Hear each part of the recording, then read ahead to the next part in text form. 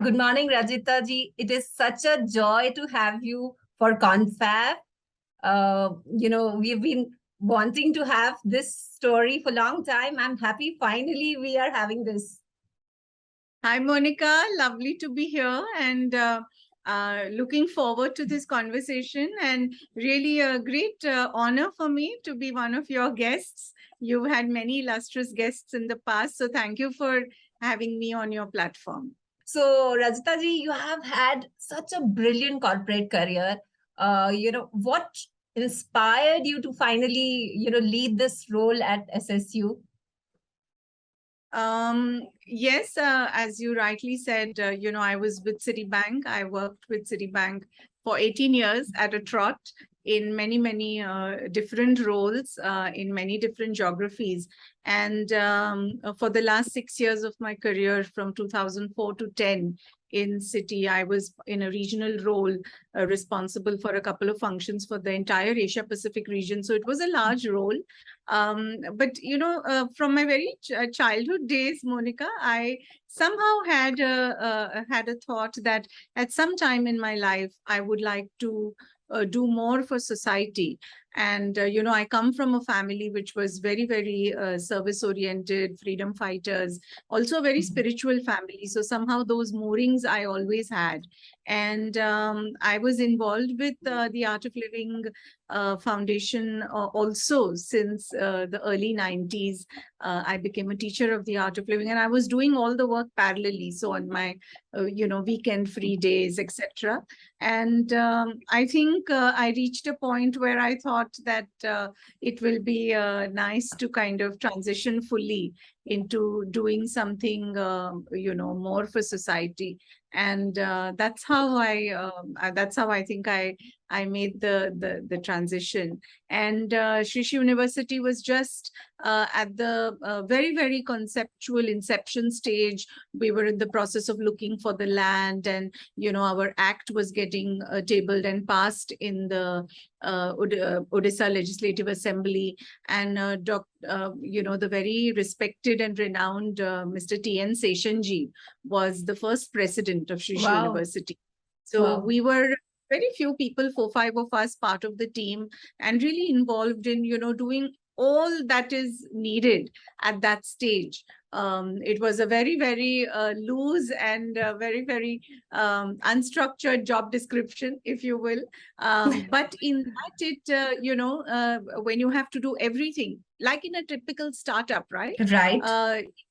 Everyone has to be ready and available to do everything. That is how it catches speed. That is how it is agile. That is how it is, able to respond to the quite a dynamic environment. So so that's how it started. And then, of course, I started doing more and more. It started becoming more and more structured. And in 2012, finally, of course, we started our first academic year. So actually this year, just 2 weeks ago, we completed the first decade within just this very short period, because, building an institution like a university is a multi-decade, multi-generational effort. Some of our big Ivy Leagues are 200, 300 years old. So in just 10 years, we have already become a top 200 university of the world. In the recent times, Higher Education Impact Ranking, which gets declared in Stockholm every year, where they rank universities of the world on the UN SDGs. We came in the top 200 in the world in one of the SDGs. So we are very, very proud of how fast and how far we have come. And we know how far we have to go also. So exciting time. So that's how it kind of started. And in 2017, I was appointed the president, and I have been in the position of the president ever since. It's so incredible to see university create unique stories, unique stuff. The way it's growing, it's phenomenal. I must tell you this story. I was, when I was in Citibank, I think it was 2008, 9. I was in City still, and I was in Seoul in Korea. Right. Okay. Korea was one of my regional country constituents. And, in those days in Korea, you had only the CDMA phones. So your GSM didn't work, the ones we have now. Right. So what we used to have to do is get off at Incheon airport, and at the airport you give a deposit and get a CDMA phone, and then on the way back you get your money back paid and you give the phone back. And I used to go to Korea like 3-4 days, in a week. So reach on a Monday, leave on a Thursday. So that CDMA number, I used to give it to my secretary, would have it. I would give it to my husband, mother, like 2-3 people, Right. because 3-4 days. So on such a trip, when I was in Seoul, I got a call from Gurudev's secretary on my CDMA number. That means somebody took the effort to find me, get through to me, and to say that, can you come to Bhubaneswar this weekend? Gurudev would like you to also join the trip, and there is a meeting with the government. And that was the first time, Monica, I came to this, which is our campus today. It was a site. We were calling it a site that time. Okay. And it was a barren land, thorny bushes, absolutely no vegetation. There were only 2 trees on the entire, we have close to, 200 acres, and only 2 trees, and big quarries, because it was a sort of a quarried land, and and we were walking. I remember I was wearing a sari, and the thorns were pricking me through the sari. And at that time, Gurudev was saying, we will have a beautiful university campus, and there will be so much biodiversity, birds, and students will come from all over the world, and there will be fruits and vegetables. And I was looking around, and it was like, in Hindi we say banjar land, right? It was I know. Nothing. And I was just like wondering what is going to happen here. But within 10 years, we are a certified awarded green campus. We have about 125-30,000 trees. 82 types of birds are on our campus. Wow. 33 types of butterflies. We grow about 40 plus types of vegetables and fruits. 40 plus types of flowers. We have a gaushala with 58 cows. Wow. So, and about 1 million square foot of built up infrastructure for students. And of course, students from all over India and about 15 countries of the world already. So in such a short time, as you can see behind me is one of our big academic buildings. And the beauty of the campus is that we have built all our buildings keeping the topography in mind. So this building you see behind me is actually inside a quarry. So only at the 3rd floor level is the road, the level of the road. So we did not even disturb the topography. So yeah, it has been an incredible journey to see all this grow and to be part of building all this. This shows that there was something unique that SSU had to offer. So could you just quickly touch upon what's so unique other than, the great stuff that we discussed? So what is so different and unique about this university? So 2-3 things. I'll keep it brief. First is Gurudev's vision for the university is to offer the best that the east of the world has to offer and the west of the world has to offer. So, I am a banker by education and in my previous life, as I say, and coming into education, one thing I noticed, Monica, that even in some of the most established institutions, sometimes there is a little resistance on accepting something from here or there, that no, this is the way we want to follow. So to have that openness of mind, to not have the prejudice or the bias, to receive education from the best source, whichever it is. So I think that is the genesis, that is the DNA, that is our gene, if you will. And Understood. That is deciding and defining, therefore, the kind of programs we are offering. So if you Okay. look at our curriculum offering, we have some of our programs and departments are first in the world. Like we are the first university in the world to start a faculty of behavioral and contemplative sciences. So psychology, everybody is teaching, but Right. merging with contemplation from the East is we are told we are the first in the world. Nobody else has Wow. it. So Wow, that's many incredible. subjects, even on the technology side, like we have started a research center on cyber peace.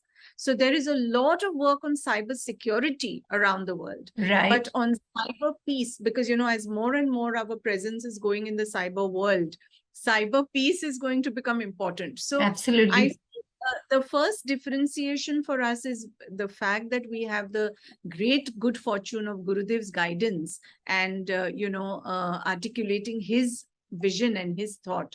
I think we are doing a lot of niche and amazing programs which are first of its kind in India or Asia. Like we are the only university in all of Asia to have a school of osteopathy. Now that Wow. is unprecedented. There is no other school like this in India or Asia. So that I think is our number one differentiation.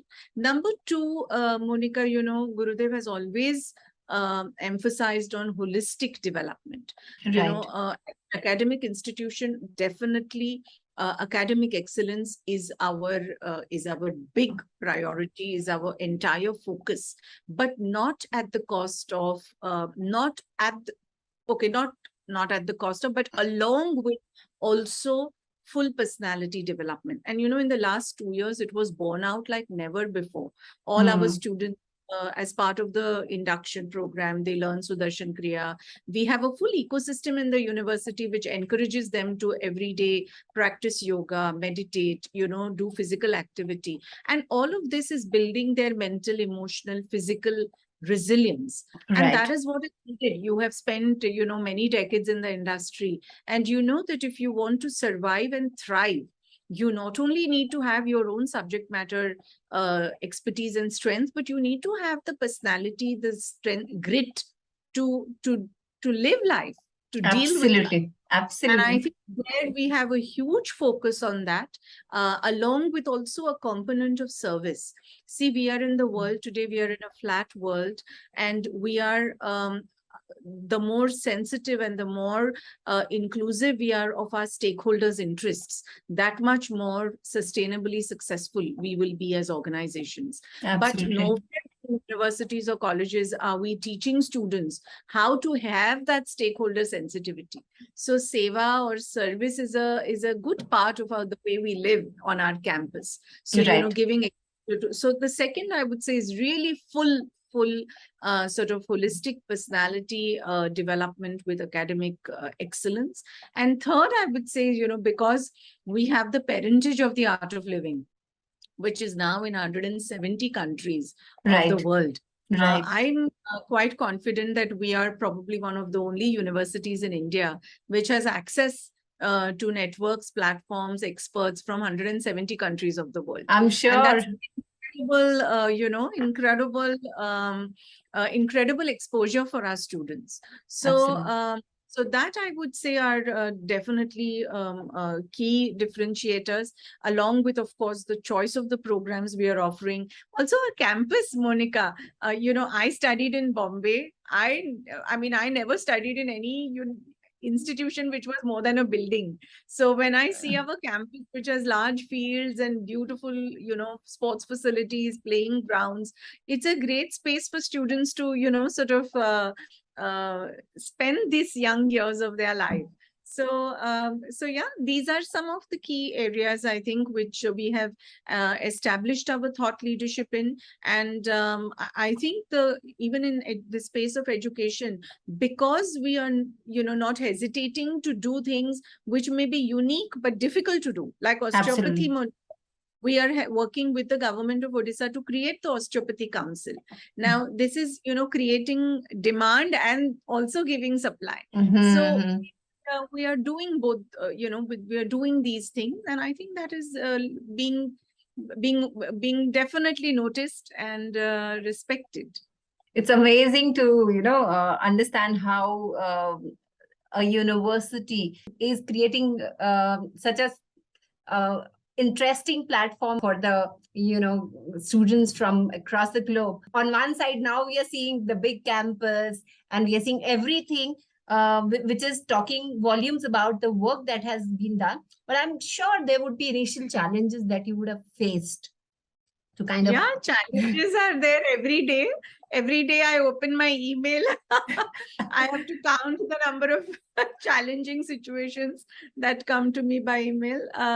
But yeah, see, that's part of growing any institution. As I said, it's a multi-decade, multi-generational project. And we are just in the first decade of building the institution. Firstly, there are environmental challenges. We are in the state of Odisha, which is which is cyclone prone. We have Right. gone through very tough cyclones, whether it was Fani, Fallon, so many other smaller cyclones, and to manage a campus at that time, to manage students, etc., is there's a challenge of its own type. And then you build something, and then it gets dented, destroyed by a natural disaster like this. Then you have to rebuild it. So Absolutely. that, of course, has been an environmental situation outside of our control. And, building, it's a huge process, Monica, Absolutely. the whole strategizing part of it, recruiting, building, and, in education, everything is so time bound.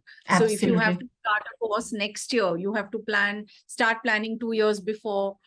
So we are running an institution right now, which is BAU, because for our 36 programs, which we currently have, undergrad and postgrad, this is, normal academic calendars are going. At the same time, we are planning for new programs, new initiatives. Like we decided to build an Ayurveda hospital in 2019, September.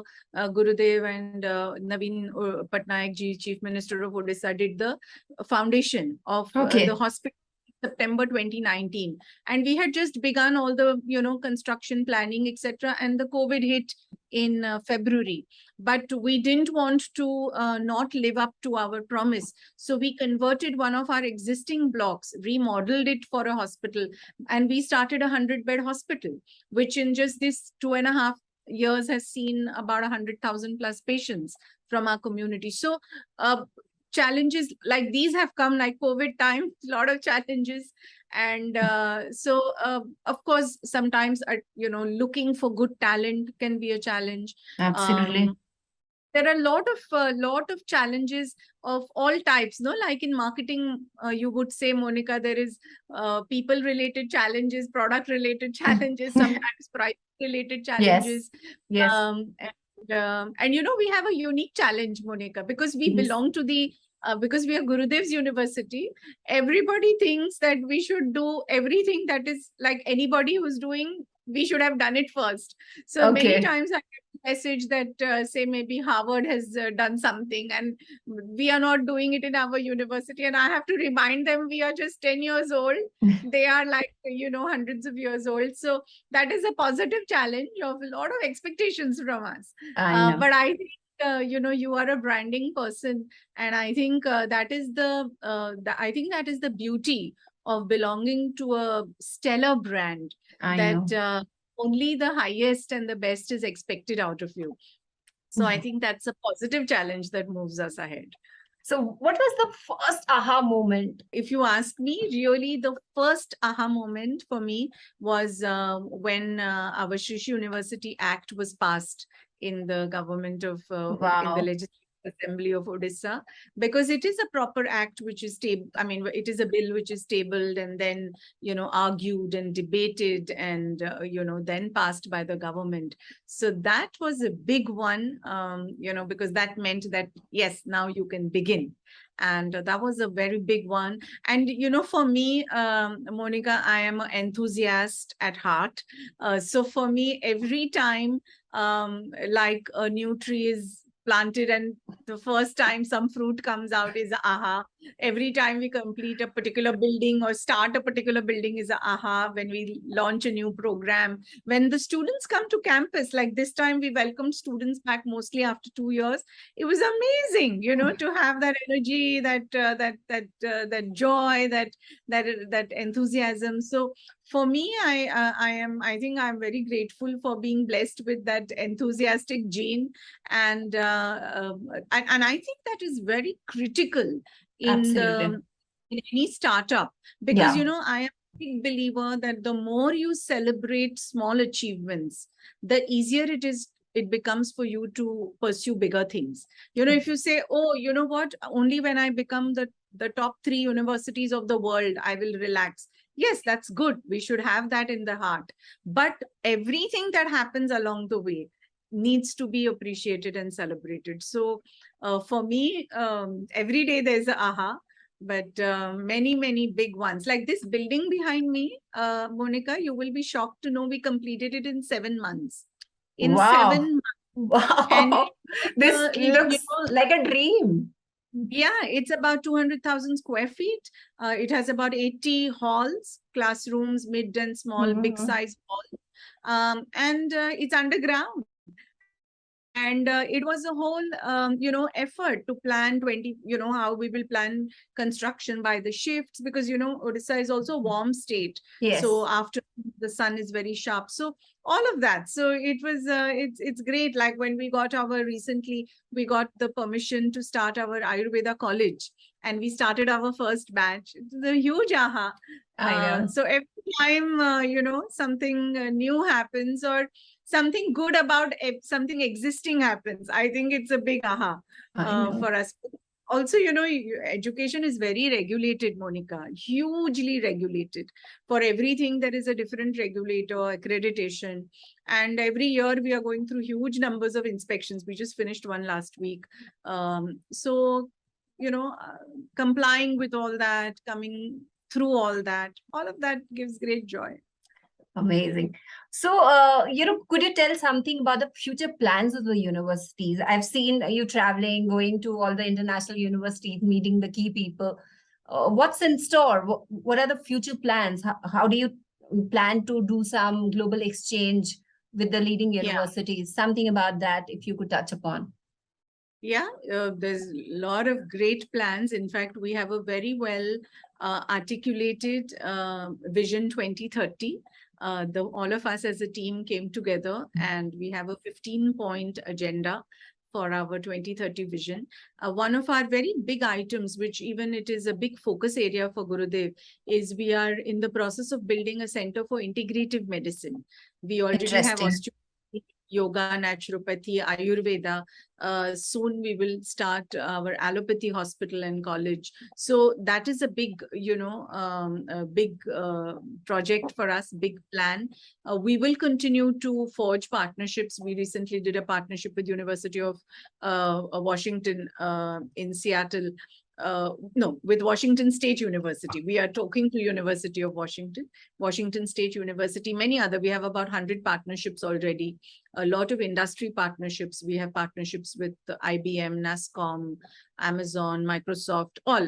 We have a faculty of emerging technologies, which is a completely industry integrated faculty. And so we will do a lot more on the technology side. So I think medicine will be a big focus area for us. STEM will be a big focus area for us. Agriculture will be a big focus area for us, because India is an agrarian, Economy. Right. It is Gurudev's vision to really strengthen the whole agricultural ecosystem. So agriculture will be a big focus, and to continue to push the needle on unique and new programs, research, innovation. We already have 7 research centers. We have close to 300 plus students doing PhD currently. We want to, within the coming year and two, take it to 1,000. And, my personal, what is alive in me is that we belong to an organization headed by someone like Gurudev, who is continuously thinking about making the world a better place. So I think Absolutely. as a university, it is our dream, and it is our wish also to do research which finds solutions for the challenges that humanity faces. So that is our sort of overarching idea and vision. And yeah, continue to do good work, make Odisha and India a great destination for education. A lot is opening up. The COVID also brought all of us together because of the Absolutely. online, I think, way we all lived. So we would like to, really Vasudhaiva Kutumbakam is something which is very easy to do in the field of education, and we would like to be the leaders in bringing the world together. Wonderful. Great. So what is your message to the young generation? They are going to lead us, and we are already hearing that India is going to create waves across the globe, and it's already creating. So what is your message to the young generation? If you look at the world today, there is a lot of great stuff that's going on. There's also a lot of things that need to be improved. But I am a believer that this is an incredible time to be young. The world is your oyster. Everything is at your fingertips, and there is nothing you cannot do. If you are a youngster today, I just feel that if I was 17 today, where could my life have taken me? And that is a field of infinite possibilities that the world is presenting today to the younger generation. And I advise all my students also, and to whoever I speak, whichever students, that make the most of the fact that the world is accessible to you. I keep saying it again and again. The world right now is accessible to you. So access it, embrace it, use it, dive deep into it, make the most of it, learn as much as you can, connect with people, build your insight, build your social capital. Don't be afraid to, try things which maybe you might fail at them. No problem. Keep trying things. Don't sit idle. That's all I tell my young friends, that make the most, because time is the only resource that you cannot retrieve. If you lose a little money here and there, you can always earn it back. You can, even if your health, you should never ignore it, but you can work on it. Time will never come back. So use your time. Wonderful. Any message for the young entrepreneurs, budding entrepreneurs? Yeah, actually, we are known as a university of startups. I didn't say this before. We have in the last few years incubated and supporting 84 startups. We have an incubation center, Shish University Incubation Center, and we are, very recognized. We are a nodal agency for Startup Odisha. We do work with Startup India. So I'm regularly interacting with entrepreneurs. If whoever are entrepreneurs listening to this, I would say that in Shish University Incubation Center, you have a friend. We have a very structured 18-month process of supporting and facilitating the startup journey. So we will be very happy to meet you and to make you part of our ecosystem. And I think this is also an extremely vibrant time to be an entrepreneur. I have become an entrepreneur growing the university, because we consider this also is a startup. Yes. We started from scratch. And I think for entrepreneurs, there couldn't have been a better time than now. There are so many examples of positive success stories around us. So keep at it. And I will give only one simple advice. You guys know everything, but one simple advice: do something for your inner sort of, holistic health.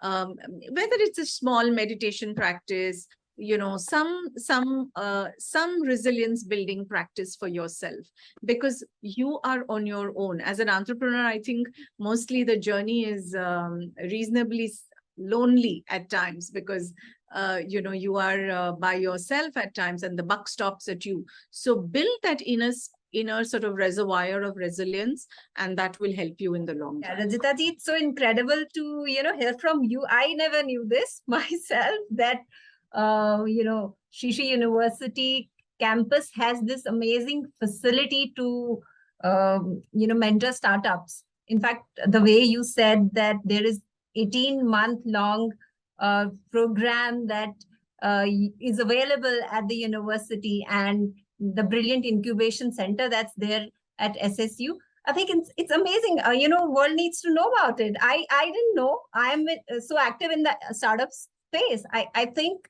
this is incredible. We must spread a word around this. We should create a lot of awareness about it, because at one side we have incubation centers in India, and on the other side there are startups looking for such incubation centers. I think what do you suggest? What do we do? How do we kind of create more visibility, and how do we create these ecosystems where startups get to know and get to nurtured? Yeah, it's a very good question. It is, I think we need more visibility, as you rightly said. So in Odisha, we are very, very well known, and we are part of the whole startup Odisha ecosystem. So we are part of all sort of platforms and meetings, and and we have our own process of selection.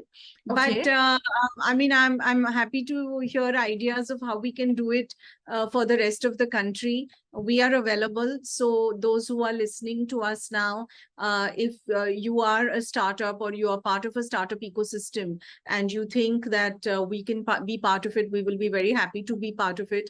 Our current startups have already serviced close to 2.5 million customers, 25 lakh customers. Wow. And have a collective a turnover of crossing 50 crores, I think now.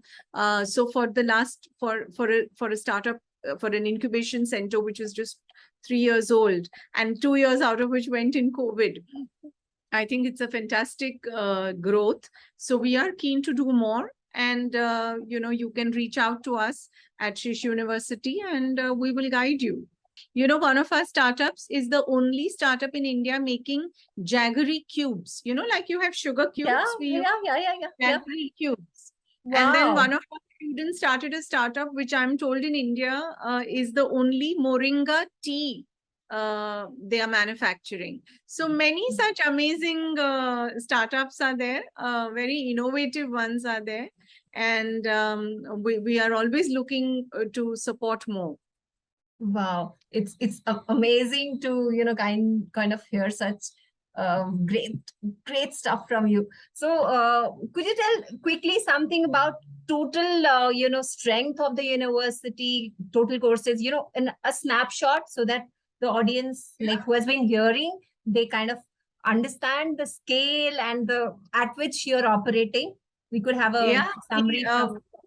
Yeah, we have 9 faculties, like Faculty of Agriculture, Architecture, Emerging Technologies, Management Studies, Yoga and Wellness.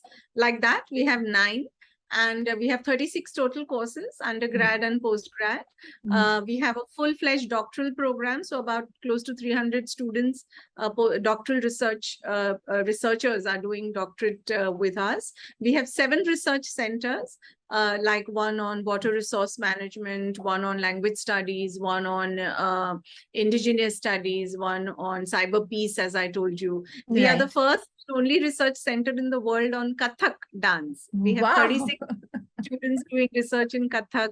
We are the only 3rd research center in India on Bharatnatyam dance. So 7 research centers, and our admissions are still going on. So I think when all academic programs start this year, we will be close to 3,000 students on campus. And then we have a number of online, short-term, medium-term programs also that are happening. So in the period of the pandemic, about students from 45 countries took our programs online.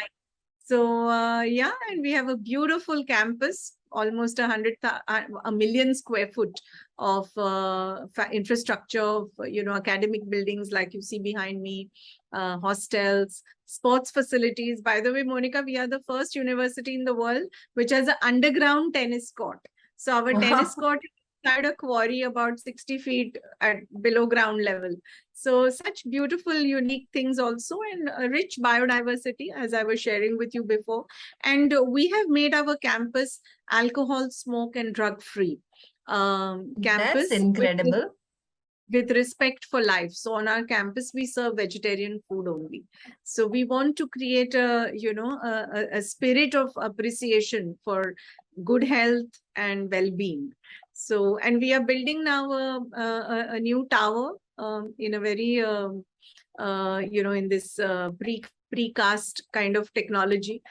We are building a huge tower. I will not talk more about it. It's when it comes out, it will be with a big bang and big splash, and that will be one of its kind in the world. And Okay. and all the plans are ongoing for new programs to be started, new departments, and to grow the existing ones. I want to know the typical day of a student at Shisha University. I want to I want viewers to kind of understand, like, how is it different? Like, what makes it special? I think the students will be the best people to answer that. But what I have seen and what I know is, so the day starts in the morning. We have common yoga, Sudarshan Kriya meditation practice for everybody. And we've not made it compulsory because we don't want anything to be bonding on anybody, but all students are encouraged to participate in it. So maximum number of students start their day with that, and then of course it's breakfast, and then it's classes. The whole day is classes. And if you ever come to our campus in the evening between say 5 and 7, the whole campus is full of students practicing some sport or the other. And because we have tennis, basketball courts, badminton court, we have huge ground for cricket, soccer, etc., and large spaces to just walk, run. So everybody is, I think, out. And then we have 40 plus clubs in the university. So Wow. very vibrant club environment. So, some of the other activities are happening. And then dinner, and then depending upon the course. So like many of the MBA students have sometimes even late classes because, industry experts are available in the evenings. The yoga students start very early. So, sometimes the joke is when the management students go to bed, the yoga students are getting up in the morning. So it's a beautiful, diversity and variety. And because the yoga students actually start even sooner, even the dance, we have a bachelor's and master's program in Odissi dance. They start also earlier in the morning, their classes. So it is like that. And then during the week, there are a number of weekly activities. So we have a student driven activity where on Thursdays they get together to do some singing, and we have a satsang in the campus. Students only play the musical instruments, students only organize, they only sing. We just had 10 days Ganpati festival in the campus, so students only organized it, and then with great fanfare. And the whole week there were different competitions and cultural programs, etc. So it's a very, very vibrant campus life. And because of the diversity, so we have students from all parts of India. So I say this jokingly, every week some festival we are celebrating.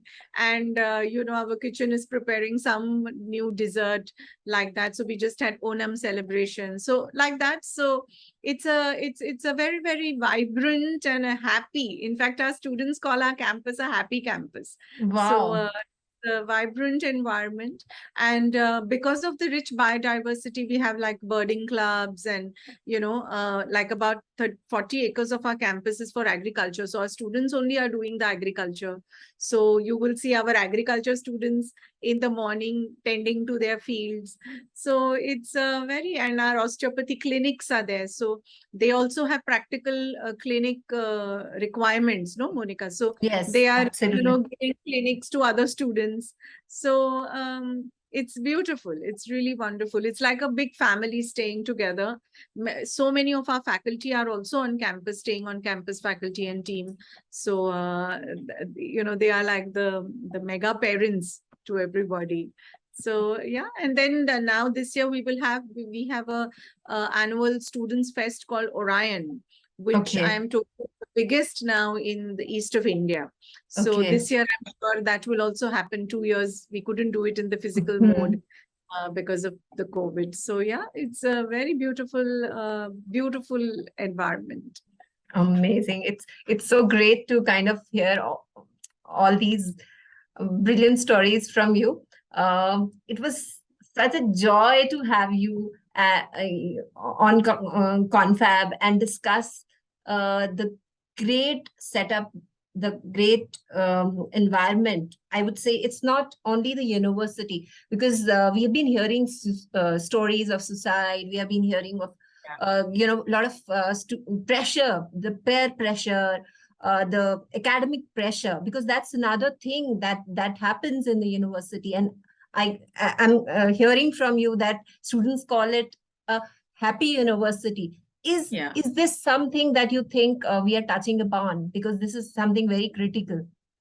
Yeah, absolutely. My view is that no matter how intelligent you are, and no matter how many degrees you get, and no matter what you do in life, in the end, if you cannot manage yourself, if you cannot manage your emotions, if you don't feel a sense of joy about living and life, what use is that life?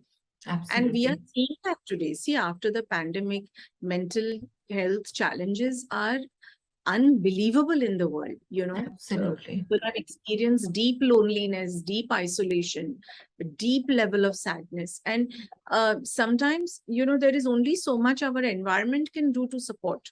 But if I have tools and techniques, and I have the knowledge of how to manage my own emotions, then I think I'm the biggest success of life. And our focus is also on that. See, if anybody asks you and me, Monica, what do you remember of your college life? Or your I was just thinking about it, that what I remember is only stress. I don't remember anything. It was tremendous peer pressure. I never had those happy moments where I could, you remember, I'm an engineer, I'm an MBA myself, and what kind of pressure we used to have. I really remember these happy moments, what you're sharing, where I used to step out and play with having that kind of freedom in my mind. I don't think I do remember that. Yeah. So we have to definitely make sure that academically the students become strong. They become, they get the domain knowledge in the best possible way. We also have to challenge students. It's a very fine balance, between that and, it's like a rubber band. Sometimes you have to pull it, sometimes you have to leave it. It's a little, very fine balance. And I think that is the responsibility of all of us as educators today, that how do I challenge my student adequately so that he or she is inspired to push through their comfort zone, learn more. See, because today, I say this to our students all the time, younger and younger people are doing bigger and bigger things. Absolutely. So, and because the world is so open and boundaryless today, your competition is not just in your neighborhood. Your competition could be 3,000 miles away from you. So that is also one reality, and we should pursue. We should want to do good, want to do more. Why not? That is how innovation happens. That is how new inventions happen. Absolutely. Evolves because of that. So it is our responsibility to even push students to do better, be better. At the same time, give them that that environment and that ecosystem where they feel at ease, where they feel taken care of, where they feel where they feel emotionally secure. And I think that is a big requirement in campuses around the world today. It's very necessary. Thank you so much. It was pleasure having you. I feel short of words to actually explain this entire conversation in few words. I think it was phenomenal. I got to learn so much. Thank you so much for coming on this platform and sharing such incredible stories with us. Thank you. Thanks a lot, Monica, for having me on your platform. And it was a great joy to talk about Sri Sri University. Thank you so much. Thank you. Thank